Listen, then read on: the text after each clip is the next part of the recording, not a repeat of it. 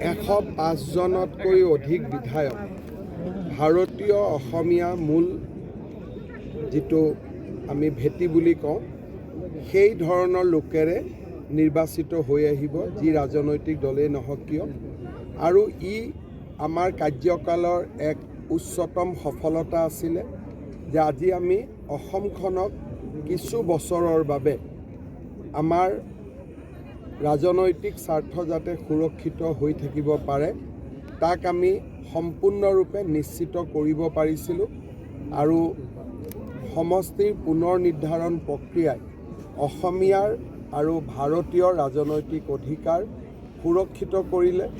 এতিয়া আমি অৰ্থনৈতিক অধিকাৰ সুৰক্ষিত কৰাৰ বাবে আগবাঢ়িব লাগে।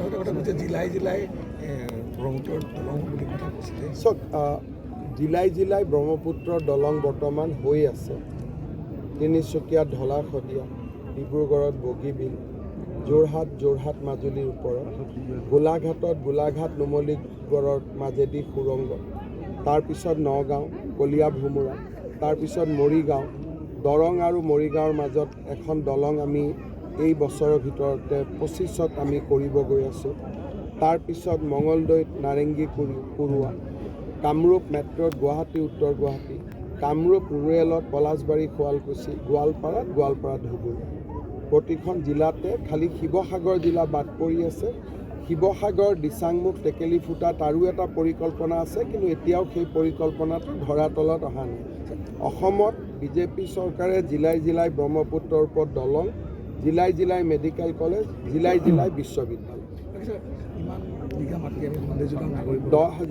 10,000 হেক্টৰ, 10,000 হেক্টৰত। আৰু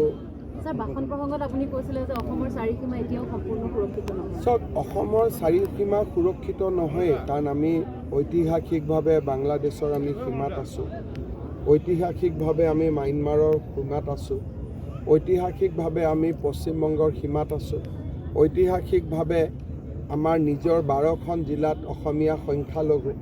গতিকে অসমীয়াই সুৰক্ষিত হ'বৰ কাৰণে ইজৰাইলৰ দৰে দেশৰ বুৰঞ্জীৰ পৰা আমি শিকিব লাগিব যে কেনেকৈ জ্ঞান, বিজ্ঞান, প্ৰযুক্তি আৰু অদম্য সাহসেৰে চাৰিওফালে শত্ৰুৱে আৱগুৰি থকাৰ পিছতো ইজৰাইল কেনেকৈ এখন শক্তিশালী ৰাষ্ট্ৰ হৈছে।